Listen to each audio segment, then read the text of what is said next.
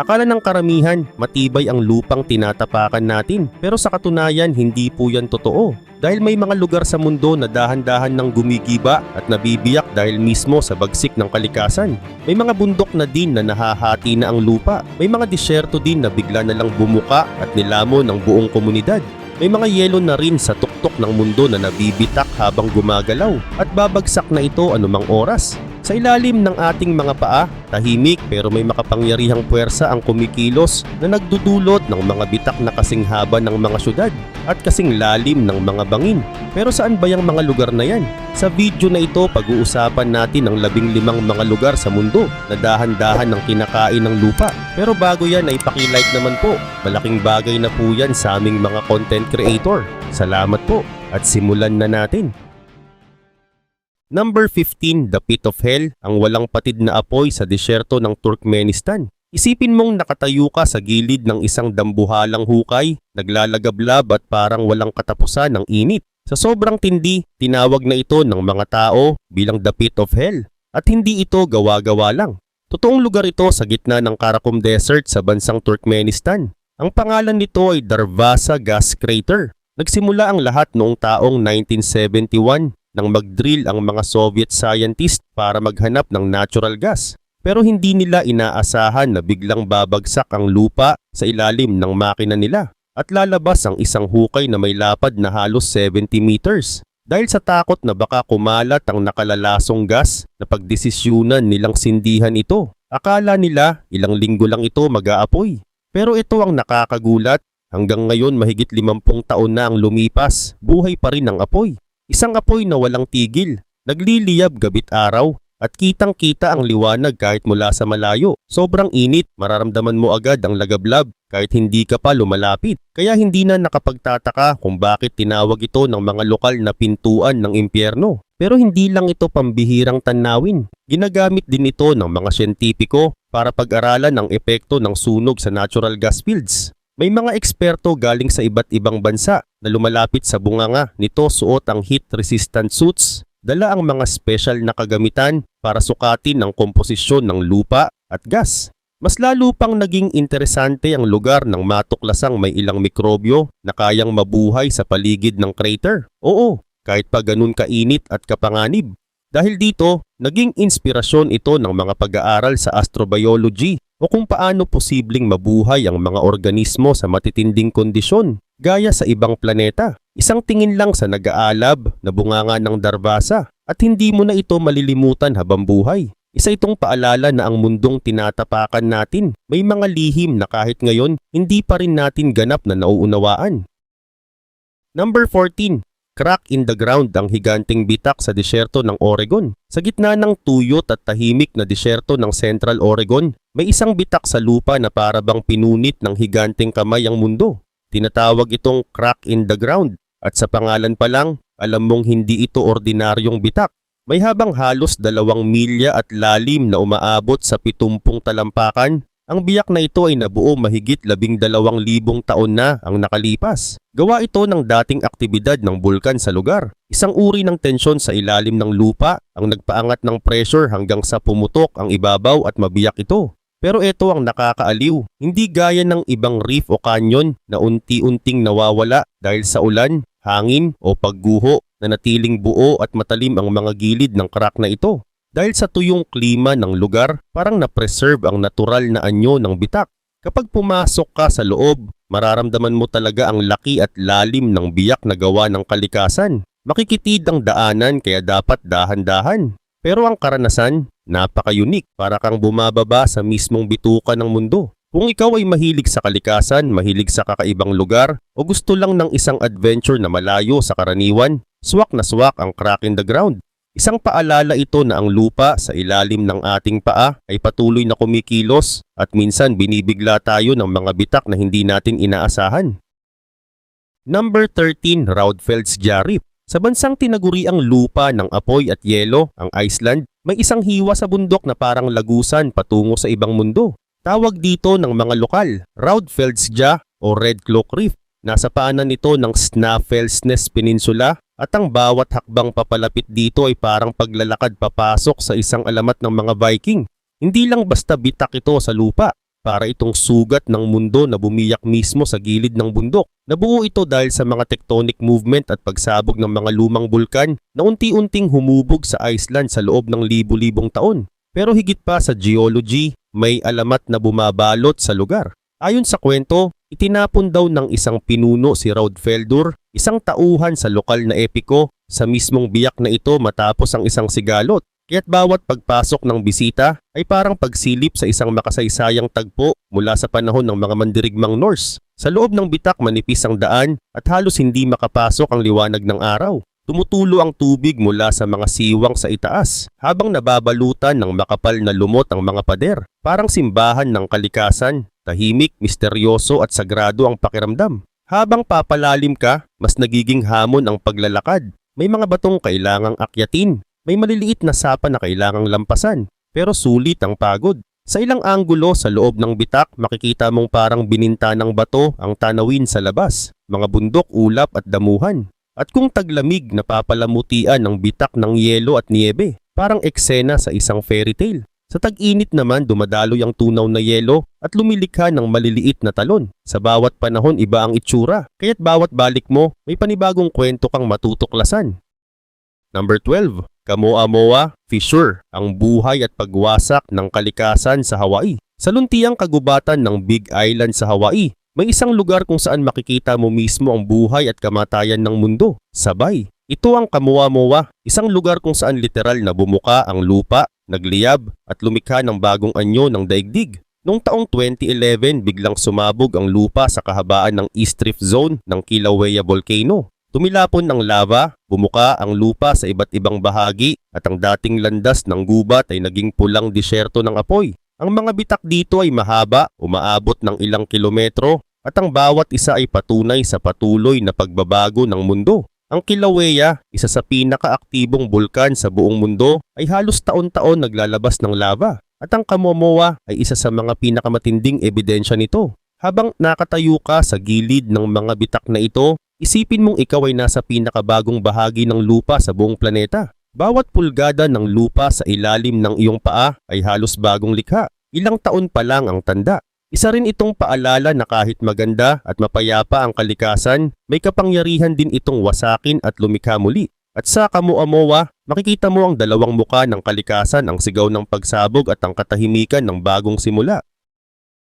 Number 11, Tator Hills Fissures, ang lihim na bitak ng Canadian Badlands. Sa gitna ng malalawak na kapatagan ng Alberta, Canada, may isang lugar na tila tinahin ng kalikasan gamit ang mga bitak. Ito ang Tator Hills. Hindi ito kasing sikat ng mga bulkan o kanyon, pero ang mga hiwang makikita rito ay sapat na para mamangha ka sa kakayahan ng kalikasan. Hindi ito gawa ng lava o lindol, kundi ng tubig, hangin at panahon. Sa loob ng milyon-milyong taon, unti-unting niluma ng ulan at hangin ang clay-rich soil ng lugar. Habang natutuyo ang lupa, lumiliit ito. Kapag nabasa ulit, lumalaki. Paulit-ulit hanggang sa mabiyak. Dahil dito nabuo ang mga bitak na minsan ay sapat ang lapad para lamunin ang isang buong puno.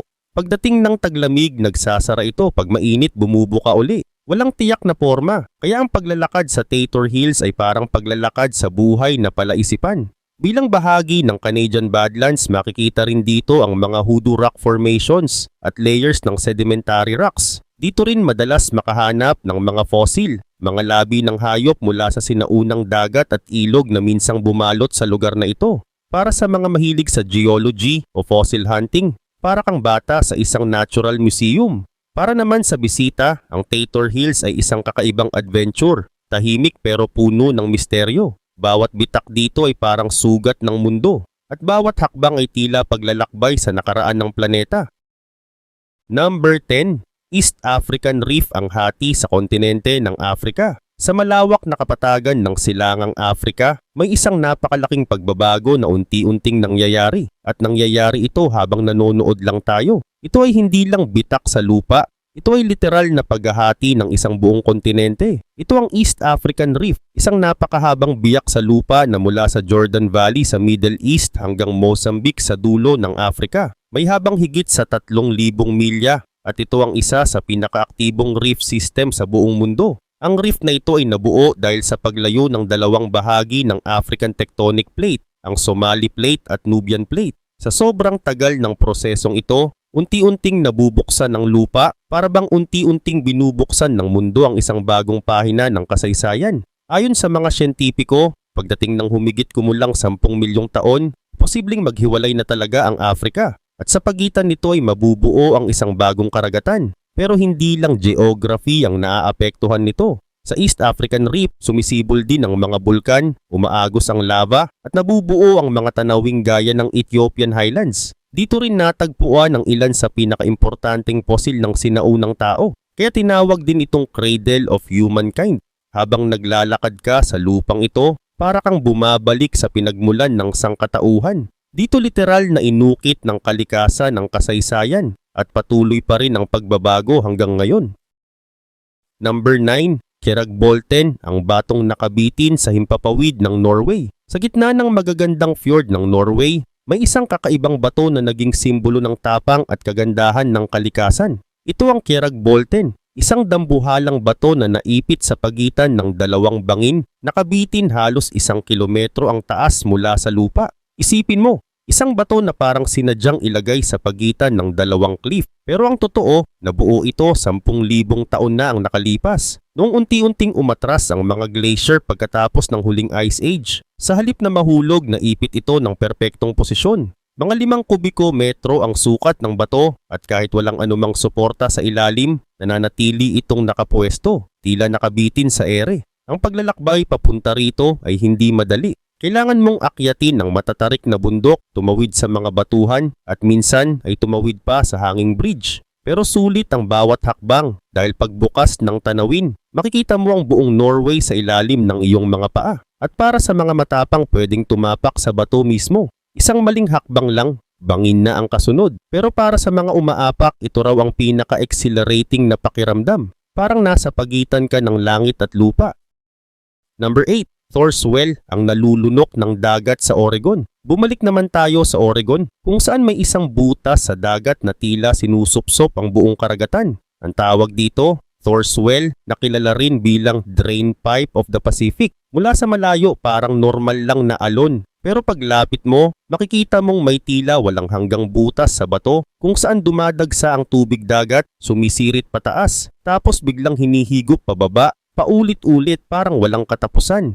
Matatagpuan ito malapit sa Cape Perpetua sa baybayin ng Oregon. Ayon sa mga eksperto, dati itong sea cave na bumagsak dahil sa walang habas na hampas ng alon. Ngayon isa na itong malalim na butas na humigit kumulang 20 talampakan ng lalim at sobrang delikado kapag high tide o may bagyo. Kapag tamang-tama ang galaw ng alon, nagkakaroon ng rhythm ang Thor's Well. Puno, sirit, higop, ulit. Parang galit na kalderong bato na humihinga kasabay ng dagat. Bukod sa nakakamanghang tanawin, paalala rin ito ng lakas ng karagatan. Isang maling hakbang lang at pwedeng tangayin ka ng alon.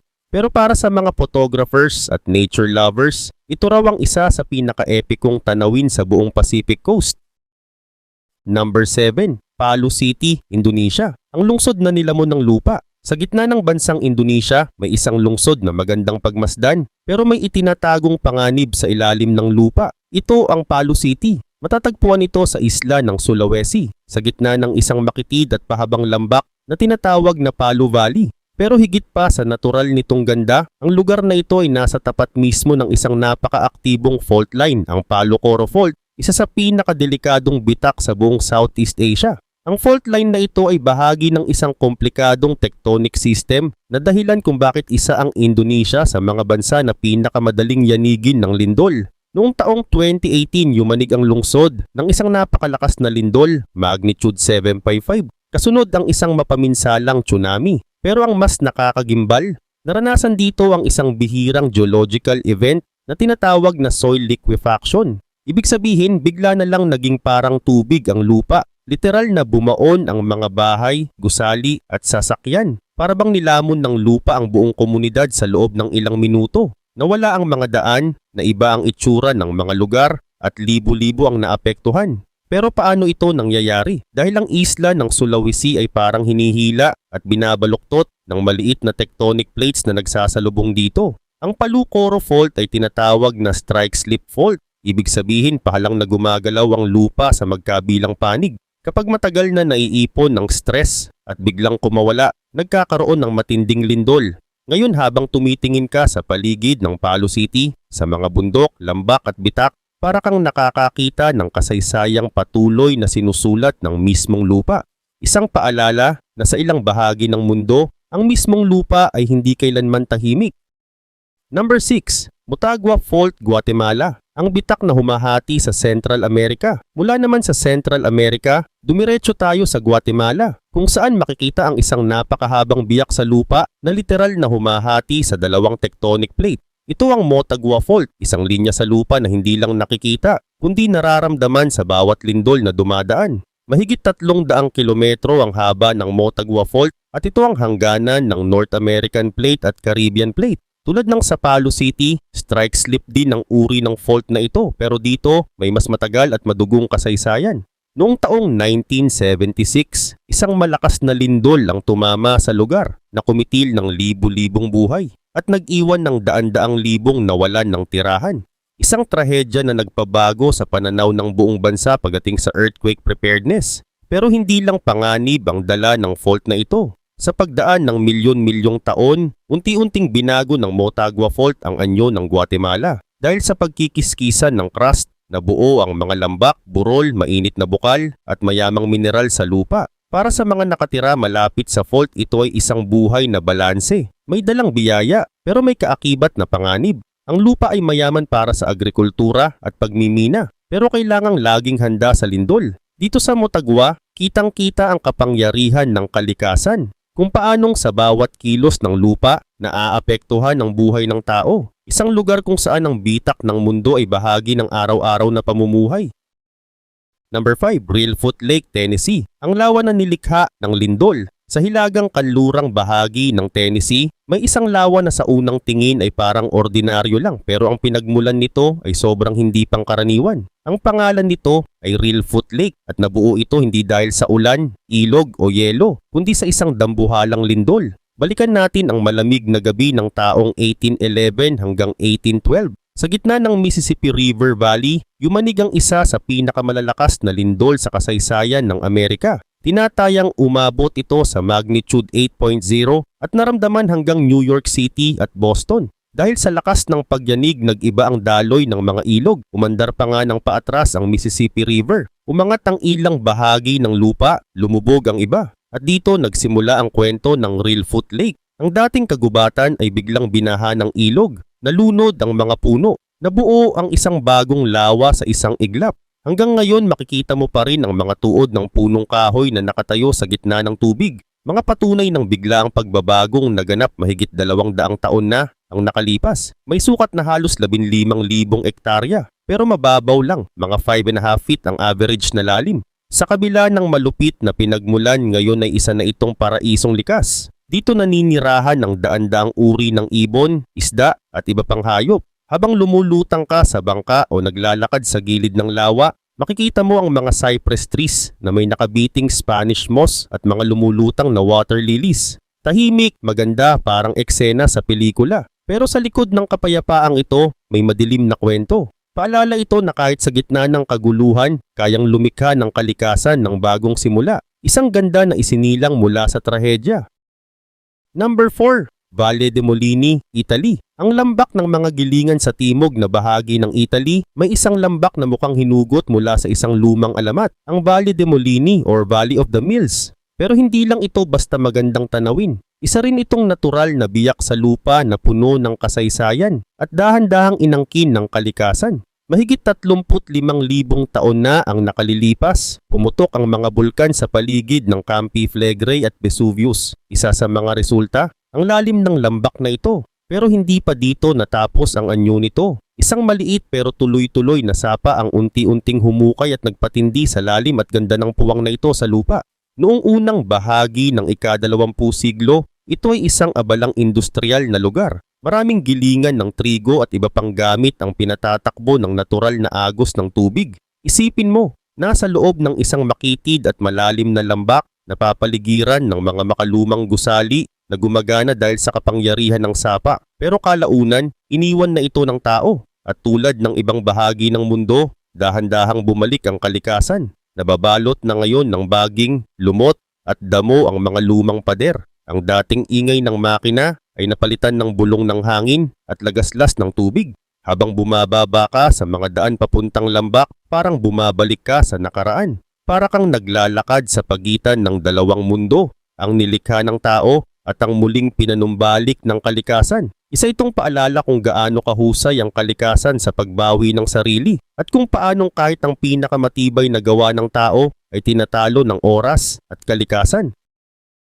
Number 3. Rio Grande Reef, USA. Ang biyak na tumatawid sa kabihasnan, hindi mo na kailangang pumunta sa mga liblib na bundok para makita ang galaw ng mundo. Sa southwestern United States mula Colorado hanggang New Mexico, may isang napakalawak at aktibong bitak sa lupa na literal na hinahati ang cross ng mundo. Ito ang Rio Grande Reef. May habang halos 700 kilometro, ang reef na ito ay hindi lang isang geological feature. Isa itong puwersa na humubog sa mismong anyo ng buong rehiyon.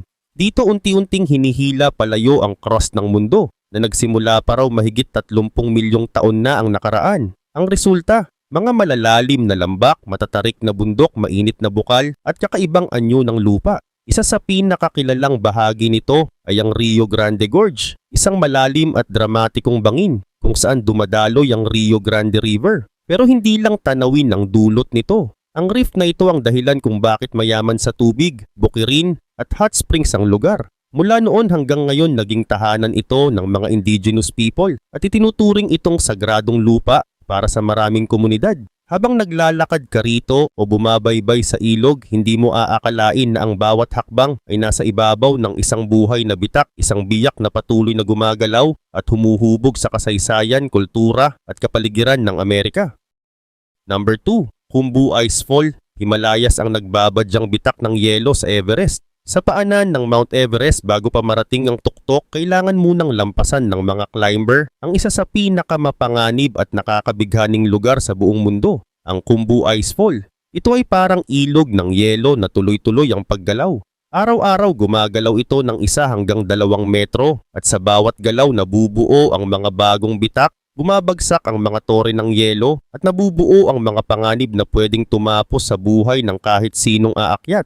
Ang mga kribas o bitak sa yelo rito ay sobrang lalim, kayang lamunin ng isang gusali. Kaya't para makatawid ginagamit ng mga climber ang mga bakal na hagdan na inilalatag ng mga icefall doctors, isang grupo ng matatapang na Sherpa na bumubuo ng ruta sa gitna ng gumagalaw na yelo.